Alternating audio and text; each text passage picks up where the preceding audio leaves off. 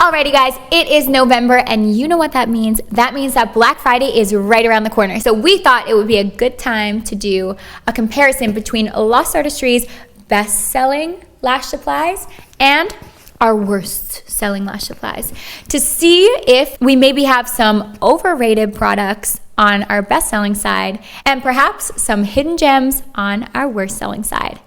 Let's check them out.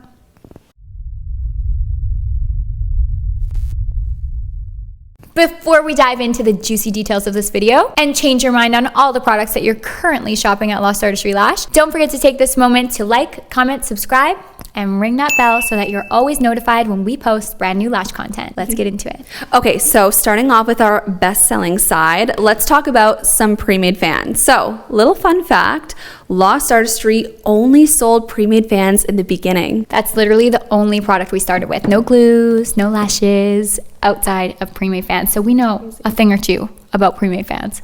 But in my opinion, when it comes to whether or not the 3D and the 6D pre-mades deserve the hype that they get, I'm gonna say when used together, 100%. Because every client has strong and weak natural lashes across the lash line. So if you use your 6Ds on the strong natural lashes and 3Ds on the weak natural lashes, it is chef's kiss. However, what I notice lots here at Lost Artistry is that people only order 6D by itself.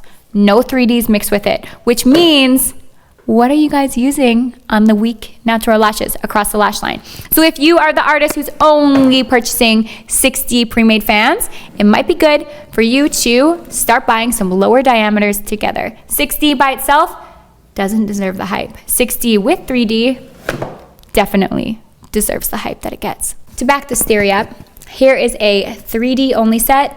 So pretty. Cleanest lashes you'll ever see. So beautiful. Here is a 3D 6D set over here. And to show you what it looks like when you're using too heavy of lashes on the lash line, here is a 100% 6D set. Which one do you like most? A, B, or C? Comment below. Okay, coming over here to the worst selling product side, I'm gonna go for pre-mades as well. Brown pre-made fans and 12D pre-made fans. So they're quite different. Very different.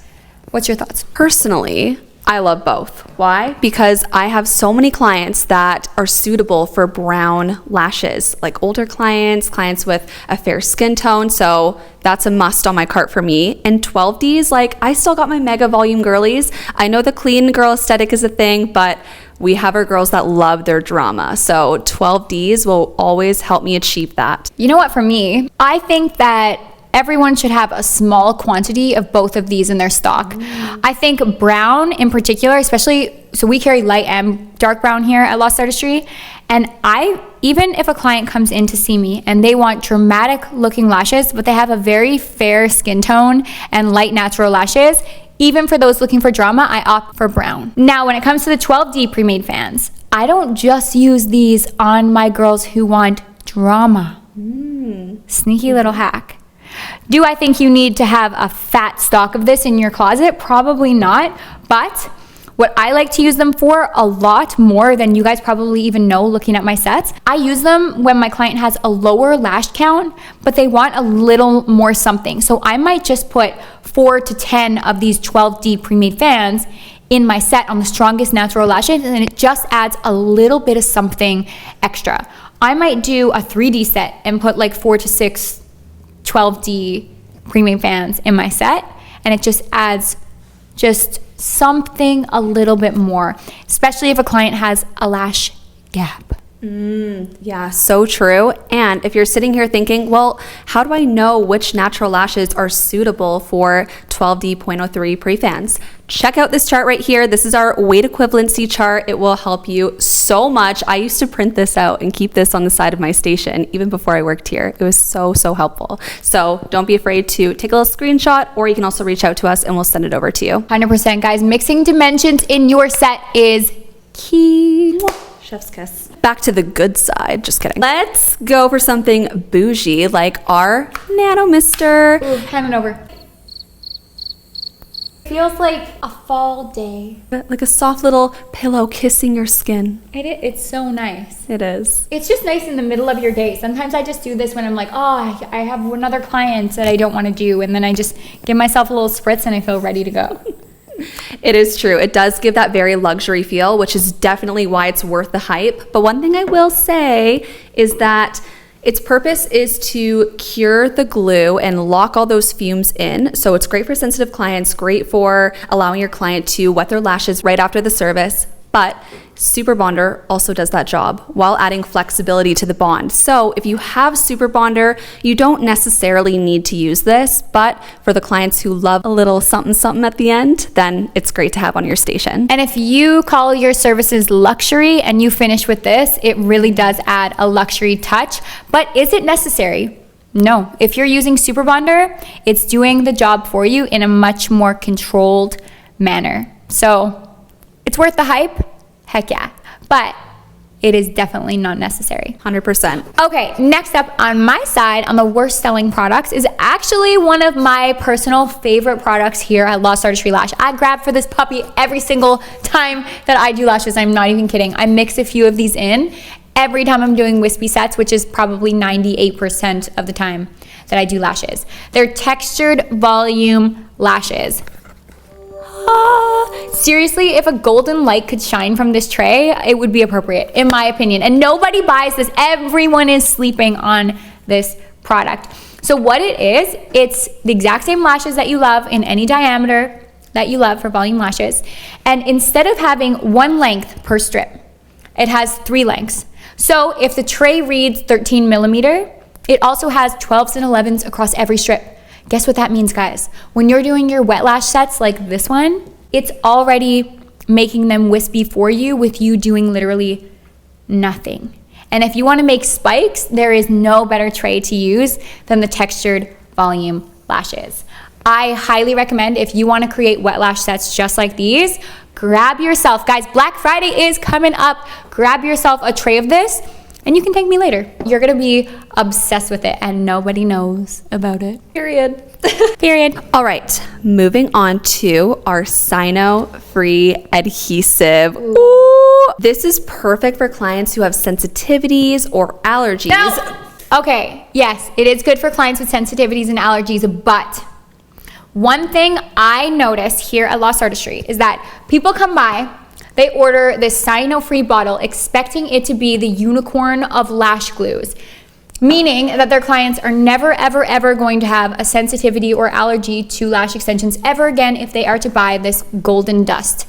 And the truth is, guys, there is no golden ticket to allergies or sensitivities, to preventing those.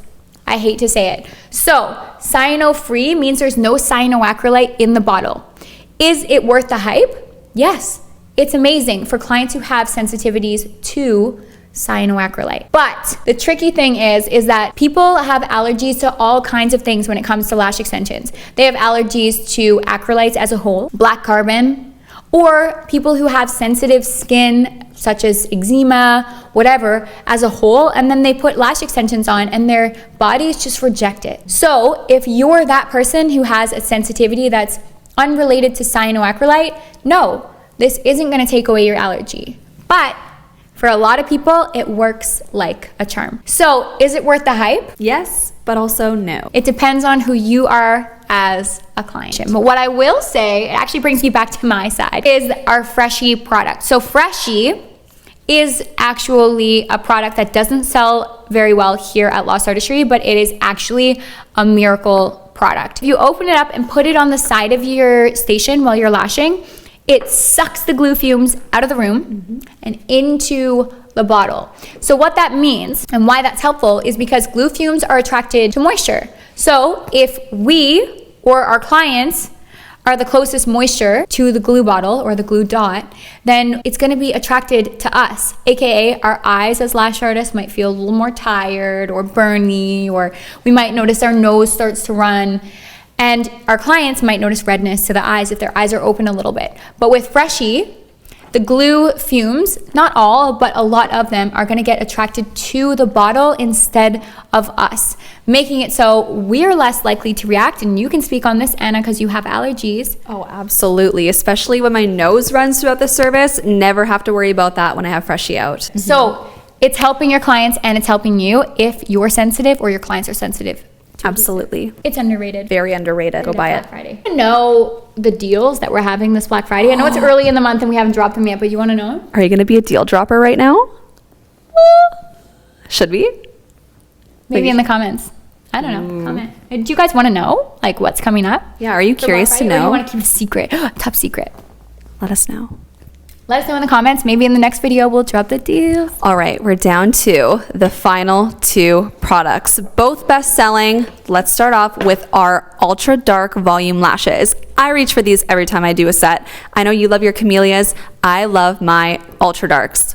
Why? Along the strip, the base is not stuck together at a square. It's a lot looser. So once you dip your fan into the glue, it wraps effortlessly around the natural lash every single time. When I struggled with wrapping and I started using these, I was like, oh my gosh, like I was just using the wrong products the whole time. The one thing I will say though is that with ultra dark volume, okay, so the actual structure of the fan looks like this. All right, so check out this diagram on here. Notice that the base is wide and the tips are thin. That actually makes it so that there's more room between every single lash across the strip. So when you pick up your fan, it wants to go boop and open into a perfect fan for you. So it is the best product you'll ever use for creating handmade fans, whether you're pinching, shimmying, anything like that. But is it the best for wet lash fanning, like what I was saying with the textured volume lashes? No, because it's not as compact at the tips. So the fans want to open. So if you're a handmade fan artist and you're looking for a fan that's going to make it effortless to open those fans up, ultra dark volume, worth the hype every single time. Mix them with your textured volume, like textured volume for the spikes on the top, ultra dark for the base. Oh my goodness. So good. So stunning. A lot of people don't know this, but you can mix and match fan types or fiber types in any set. A lot of people reach out and they're like, oh, I really want to switch over to your line, but I'm nervous because my client's currently using this type of fiber. I can't blend them together. I'll have to remove the whole set. I'm like, no. You can mix and match anything you want, 100%. And that's what we do. So I often will grab for ultra darks across the base and then my camellia lashes or AKA textured volume lashes or any other lash line for the spikes. And it is amazing. So what do you think? Worth the hype? For me, absolutely. I think for everyone. Every time we train students in person, they leave becoming obsessed with these.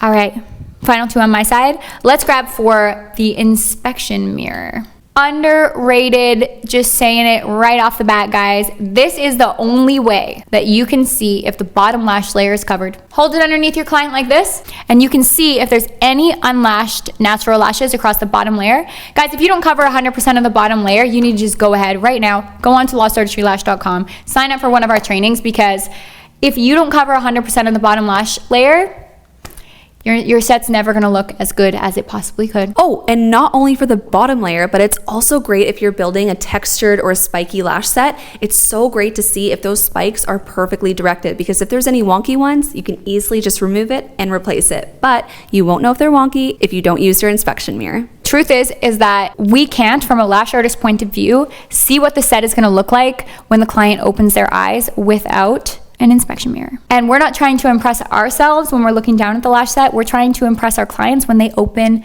their eyes. So true. Last one. We're going head to head. Which one's better? Straight isolation tweezer or glue gun? Well, this is a bad one for me to go head to head on because, to be honest, I hate this tweezer. Say it how it is, sister. I'm gonna be dead honest with you guys. I shouldn't be that cruel because I did start with a straight isolation tweezer as a beginner. Maybe that's why I hate it. It's just because, listen, once I switched over to our Sunset Ultra and our Precision Grippo tweezer, I just fell in love with the curve. I actually kind of agree. I do think that a lot of like old school educators taught using a straight isolation tweezer because at that point, there was no other option. Like when I learned lashing 11 years ago, it was straight isolation tweezers and 0.20 diameter lashes, and there was nothing else. I was like 14 millimeter inner to outer corner. It was crazy.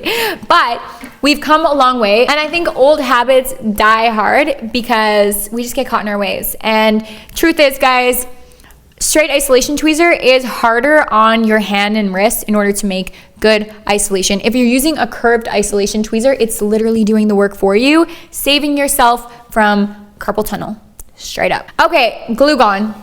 Glue Gone is our last product, and I'm actually kind of happy that it came last because it's one of my favorite products and nobody buys it. I know, right? This product has my heart. I love it so much.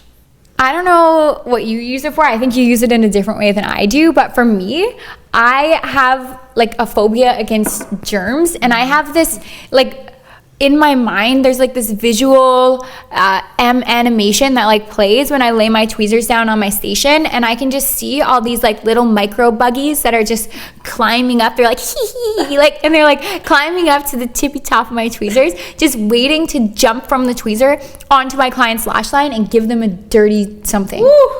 That's what I picture in my head. That was a very good description. It was, that in my head. That's what I picture. I'm like, they're gonna jump onto my client, and I clean them. Obviously, I disinfect them, barbicide, preempt, whatever you use to clean them is totally fine. And even though I know it's fine to leave them on your station for a little bit, I just can't get that image out of my head. So every single service, right before I start, I have Glue Gone on my station, and I just give them a little dunk. I wipe them off with my glue wipes, and then I go into the service, and I know there's no little buggies ready to mess with my job. And not to mention, it also helps keep glue off the tweezer, right? Yeah, so for me personally, I'm gonna be honest with you guys, I'm a bit of a clumsy lash artist. I get glue on my tweezers more often than I should, and when I'm volume lashing, especially if there's any glue inside my tweezers, then that's gonna obviously make fanning really hard. So Glue Gone is my bestie on the side of my station, ready to go once that happens. And I just, dunk her in, 30 seconds. Squish it in the bowl. Squish it. And then it rids the glue from my tweezers, and I can continue lashing, and it's the best thing ever. You should buy it if you don't have it. And it's also just really fun. It is. Doesn't like to squish some balls. Exactly. All right, that sums up the products. Do you guys want to see more videos like this? The truth about the products that we carry and the products that are available in the lash industry as a whole. So are there any products on here that you never thought about getting before that you might think about putting in your cart this Black Friday? Or are there any products that you always purchase that you're gonna rethink next time? Drop it in the comments below, and if you'd like to see any reviews on any other products that we carry or are available in the lash industry, comment below. We'll make a video tailored to your requests. Thank you so much for watching, and Okay, love you, bye.